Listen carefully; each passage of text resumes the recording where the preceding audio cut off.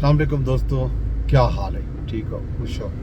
राजधानी दी कहानी राजधानी दे विच दोस्तों इस वेले सब तो पहले मौसम का हाल लेवा चाह धुप्प कत्ती खड़ी है, गर्मी है ओके सवेरे फ्रिज ना निकता उनके बावजूद भी उक का एहसास मौजूद है। मैं को मौसमियात की पेश हुई है जो रात कल शाम को हल्की बारिश थी है इस्लामाबाद के विच ते अज भी बारिश का इम्कान मौजूद है। तो हुण तक मैं हाल हवीला देवा चाह फ्लड फॉरकास्टिंग डिवीजन ने जोड़ा फ्लड की सूरत हाल दसी हुई है मुल्क भर के वो अज 13 सितंबर को सवेरे 6 बजे के आदाद शुमार जोड़े हैं उन्हें मुताबिक तरबेला डैम 100% भरी चुके तो मंगला डैम 93% भरी चुके। तरबेला डैम का लेवल 1550 फुट अते मंगला डैम का लेवल जोड़ा है वो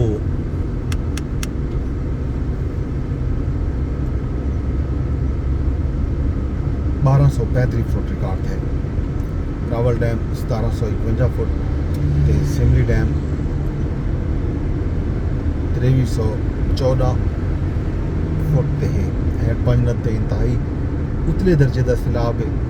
गुड्डू गिराज ते उतले दर्जे का सैलाब है। Sukkur Sidhnai head Islam head Mailsi siphon इतना दरमियाने दर्जे का सैलाब है। कोटरी गंडा सिंह वाला ते सलमान की ते निचले दर्जे का सैलाब है।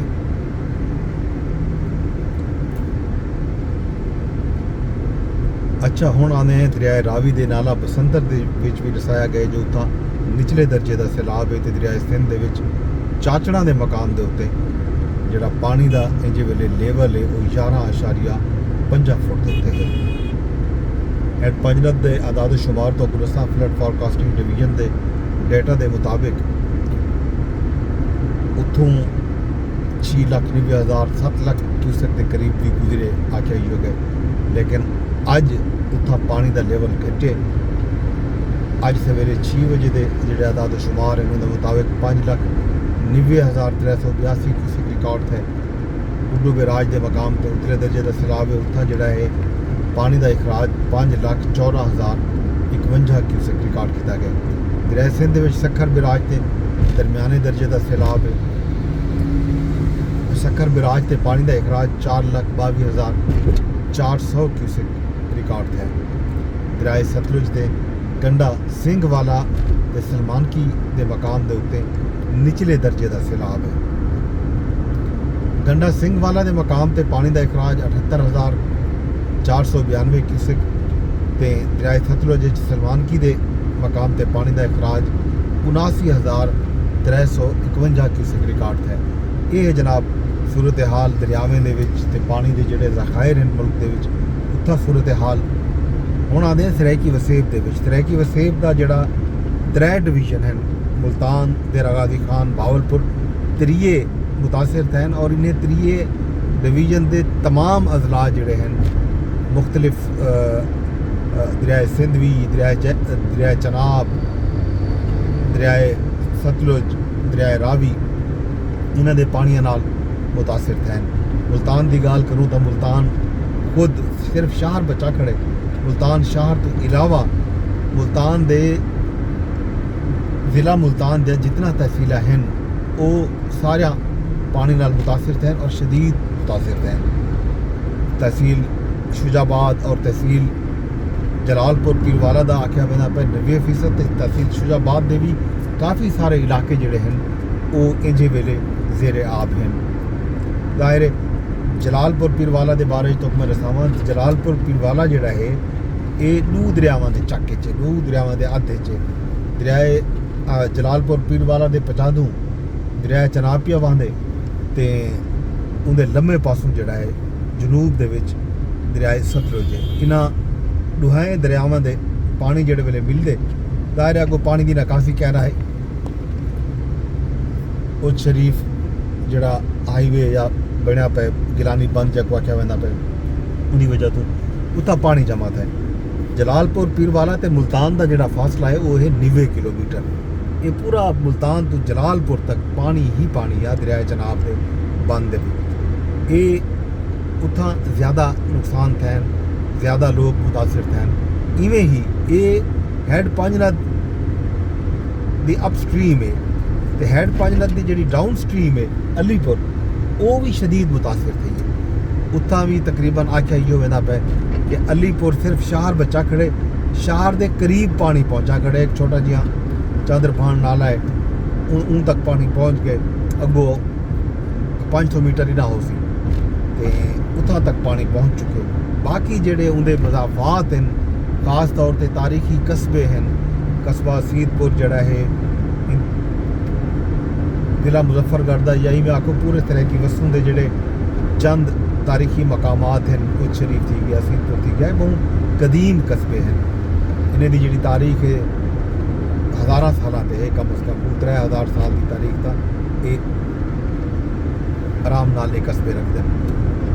सीतपुर की सूरत हाल ये है, सीतपुर पानी के मुहासरे दे विच सीतपुर का सिर्फ वो टिब्बा जड़ा कदीम शहर हा जैकू आखो जड़ा हज़ारा साल पहले वसाया गया हा वो मौजूद है।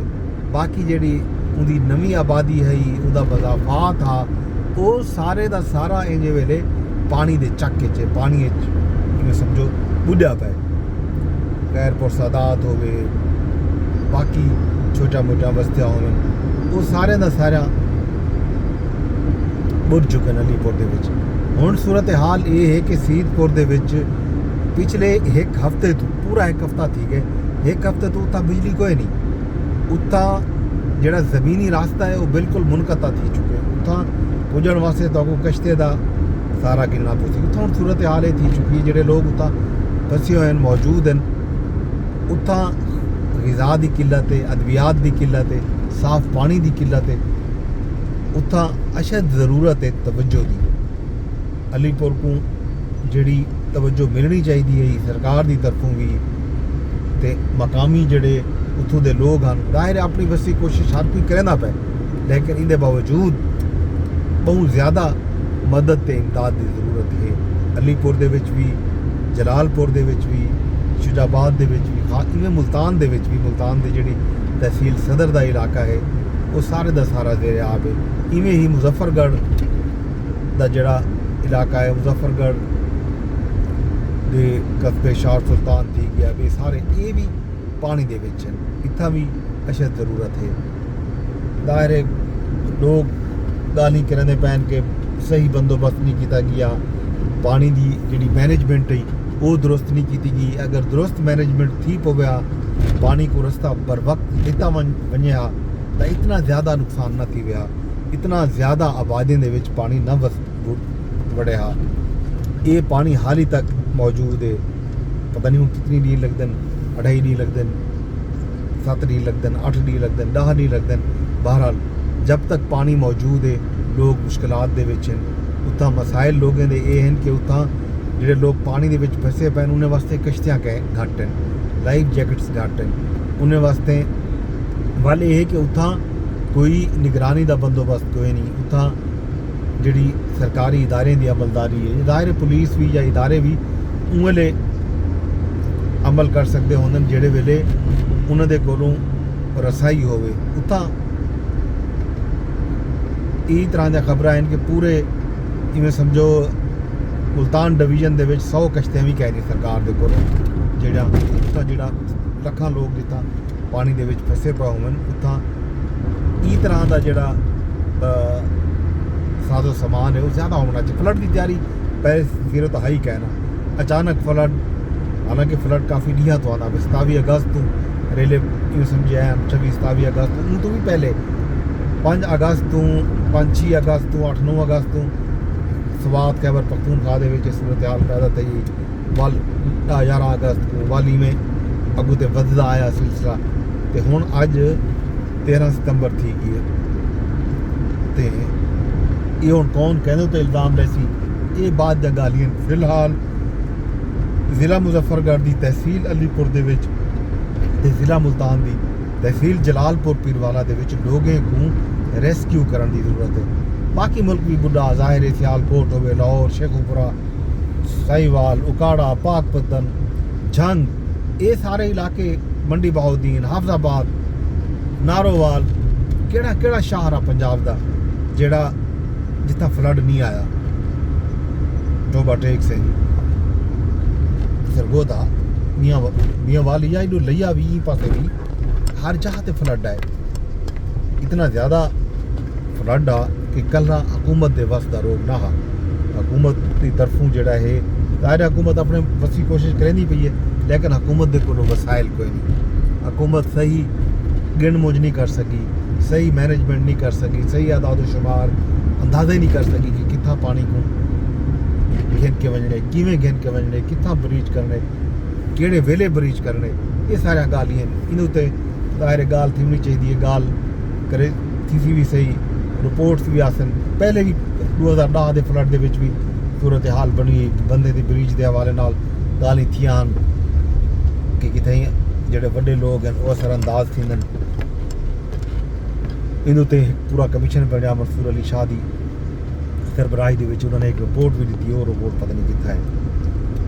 बहरहाल सी फ्लड की कहानी, सैलाब की कहानी बंज वेंदा रहे कि जारी रसी। इंज वेले राजधानी की कहानी का वेला पे मुद्दे अरदास या करे कि शेयर कर छोड़े फेसबुक पे, यूट्यूब पे, ट्विटर पे, टिकटॉक पे, जितना भी देखो ये को लाजमी शेयर कराए। रब सोने के हवाले।